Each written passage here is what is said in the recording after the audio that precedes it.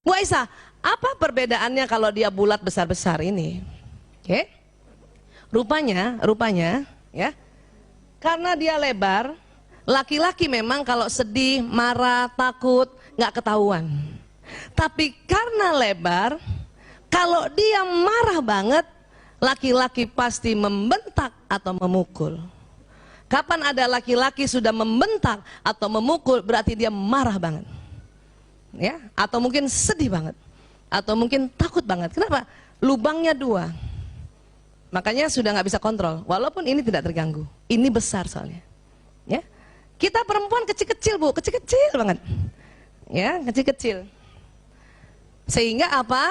Sehingga kalau kita marah banget, bukannya meledak kayak laki-laki, malah diam 1000 bahasa. Kaku. Gitu ya bu? Terus nanti suaminya tanya, ya, Umi marah ya? Enggak.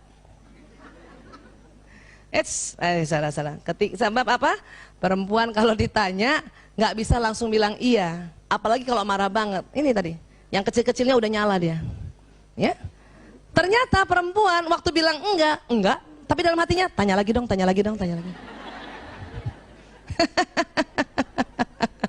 Ya. Nah, itu harus disampaikan tuh. Mudah-mudahan bapak-bapak mendengarkan. Pak, kalau istrinya marah, tanya 3 kali, ya. Saya ternyata video kita Rumil sering dilihat bapak-bapak loh.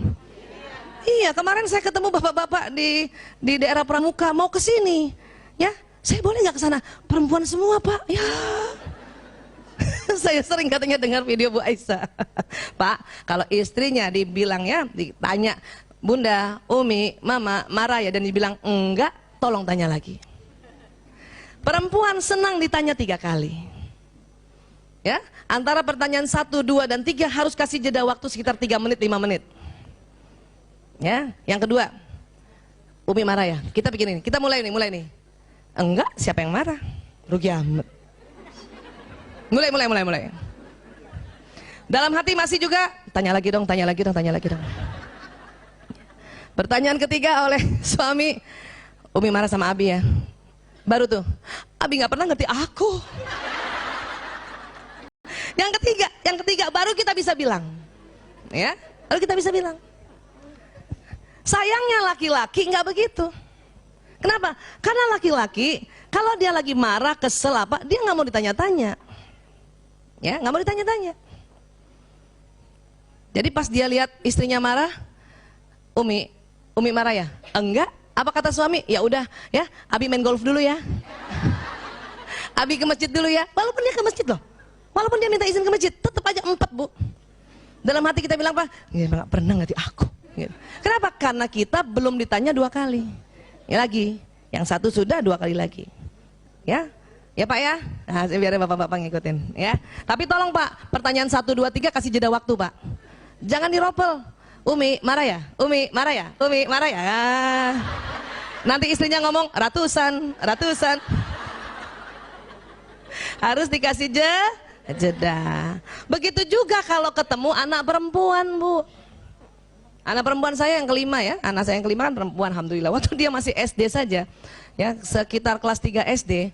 Suatu ketika dia ngambek di ruang tamu. Mukanya begini tuh anak perempuan. Saya lihat kan. Padahal saya sebetulnya sedang mau pergi kerja ya, karena ada konsultasi saya mau pergi. Saya lihat Ragil marah ya nak? Enggak. Gitu. Oh ya udah. Terus saya pergi. Terus dia WA saya. Apa dia bilang? Ibu, kenapa nggak tanya 3 kali? Oh iya lupa. Kenapa saya lupa Bu? Anak saya 4 sebelumnya laki-laki semua. Saya lupa loh perempuan. Ya, walaupun udah belajar Bu, makanya mengapa yang sudah pernah dengar saya sengaja ulang-ulang. Kenapa? Ilmu yang baru harus diulang-ulang. Ya, saya aja lupa. Ya Allah, astagfirullah, maaf nah, Ibu lupa. Habis kakak kamu 4 laki-laki nggak pernah mau ditanya-tanya. Ya, itu tadi. Oke. Nah, sekarang setelah dia masuk Bu, dia sudah panggil kita. Akhirnya apa? Di meja makan bukan? Biasanya gitu ya. Kecuali pulangnya udah tengah malam banget. Nah, makan. Ya, meja makan tuh. Bu ingat ya, laki-laki kan ngomongnya sedikit, masih ingat ilmu itu? Minimal ya rata-rata 7.000 kata per hari. Ibu yang suaminya pendiam 5.000 Bu, ya. Suami ibu yang watak pembicara, ya kayak Sule misalnya, kayak ustadz-ustadz tuh biasanya watak pembicara itu bisa 9.000, tapi rata-rata 7.000. Nah, 7.000 itu sebetulnya malam hari sudah habis di kantor. Kadang waktu kita makan, kita perempuan karena stoknya masih banyak, 20.000 ini nggak habis semua, kita ajak ngobrol dah tuh suami kan. Ya, Abi tadi di kantor gimana? Suami, baik. Abi dengar-dengar kata temanmu ya Bi, ya ada yang mau dipecat ya Bi, gimana tuh Bi orang yang mau dipecat? Nggak tahu. Abi gimana sih, kan kantor itu punya Abi pimpinannya, masa nggak tahu yang mau dipecat itu? Padahal ya, laki-laki itu ya, jika wanita bicara, pria merasa diomelin. Pada malam hari. Aduh ya. Kita nanya terus, dia jawabnya satu-satu, masih bagus ditanya. Biasanya cuman jawab kan gitu. Ibu pernah ngomong panjang lebar dan suami cuman jawab Apa rasanya Bu? Kalau belum ada ilmunya, sakitnya di sini. Bukan lagi di sini. Tapi sekarang kita harus paham, karena laki-laki yang masih aktif bekerja, 7.000 kata sudah habis di kantor. Apalagi kerja zaman sekarang, kerja di Jakarta, ya Allah, sampai rumah tuh jam 11 malam Bu. Kenapa? Alasannya ganjil genap. Harinya ganjil, mobilnya genap. Ya kan harus di atas jam 10. Ya udah habis-habisan tuh 7.000 kata laki-laki, habis-habisan. Kita sementara sudah 20.000 kata, anak nggak banyak, di rumah banyak yang bantuin, pakai mesin cuci piring juga pakai mesin, ya ngepel juga pakai mesin, maka 20.000 kata masih utuh. Suami pulang kita senang banget pengen ngobrol, cuman mulai sakit hati karena ngomongnya satu-satu, ya. Dan otak laki-laki, ya, sebetulnya dia sedih juga kalau nggak bisa ngobrol sama istrinya. Bahkan kadang-kadang bapak-bapak itu dia mancing ya, supaya maksudnya perempuan diam. Dia mancingnya apa?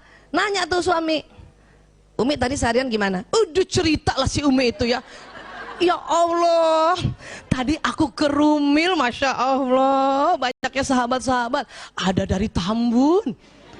3 bus kan, kita cerita kan? Ya, tapi tadi aku ya ayah ya, aku tadi tuh gimana ya, pakai sepatu slopnya tinggi banget terus patah. Kan kita cuman ngomong ya. Tapi otak laki-laki apabila istrinya bercerita seperti itu, dia selalu ingin bantu, selalu ingin mau kasih solusi. Apa dia bilang? Sebentar. Makanya Umi kalau ke tempat-tempat kajian nggak usah hak yang tinggi.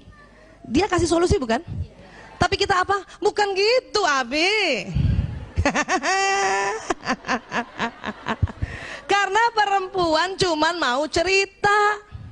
Otak laki-laki karena kasihan sama istrinya, dia kasih solusi, wujud tanggung jawab.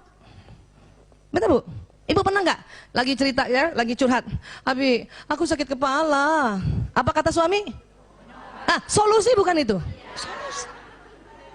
Tapi perempuan ya bukan mau itu. Bahkan ibu-ibu sebelum curhat sakit kepala, dia sudah minum obat duluan. Iya kan? Sakit kepala udah minum paracetamol, baru curhat. Makanya waktu suaminya bilang, ya minum obat dong. Apa kita bilang? Obat apa lagi? Semua obat udah aku minum. Ya, marah sih ya. Tapi kalau nanti suami nggak ngomong, suami diam, apa yang terjadi? Ketika pria tidak berkata apa-apa, serta-merta wanita merasa dirinya tidak dicintai lagi. Padahal nih suami emang udah nggak mau ngomong, ya. Cuman karena otak tanggung jawabnya, makanya dia selalu kasih solusi. Oke, nih. Jadi wanita bila tertekan itu memang butuh bicara. Kalau kita sedih, takut, dia pasti butuh bicara. Kenapa? Perempuan itu Bu, kalau dia udah ngomong, baru dipikirin tuh omongannya. Itu perempuan rata-rata. Laki-laki, ya, bila tertekan tidak mau bicara. Ini harus hati-hati ya Bu.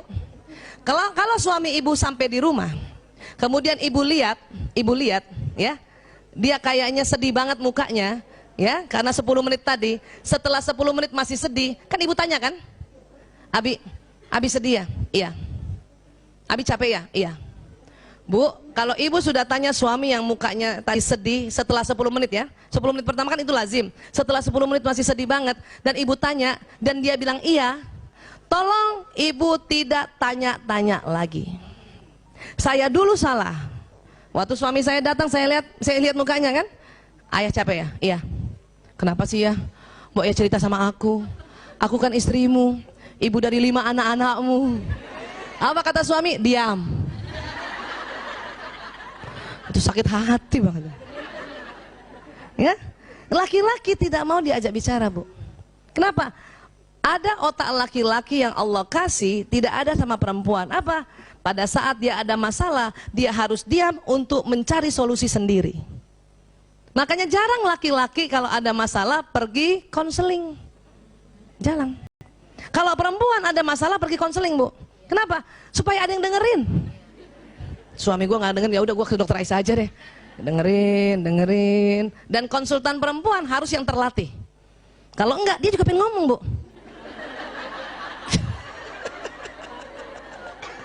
Pasiennya perempuan, udah cerita, dia juga pengen cerita. Makanya konsultan perempuan itu, psikolog perempuan atau dokter konselor perempuan ya, itu harus terlatih untuk dengar. Sudah selesai semua, tinggal memetakan. Ya, laki-laki enggak. Dan ingat, laki-laki mau cerita sama istrinya kalau masalahnya ini sudah ada alternatif solusi. Jadi ibu tenang aja, nanti dia cerita kok. Termasuk anak kita kalau datang. Ya. Sayang, kok kayaknya marah ya? Iya bun, mau ya cerita sama bunda. Bunda kan ibumu yang melahirkanmu. Sebetulnya anak laki mau bilang diam, tapi takut durhaka. Enggak kayak bapaknya, langsung diam. Paham ya Bu? Ya, biarin. Jadi gimana Bu Aisyah? Bilang sama suami, ayah capek banget ya? Iya. Ini minum, ini makanan. Ya, kalau mau ngobrol panggil aku ya. Nah gitu. Gitu, udah kita jauh-jauh dikit.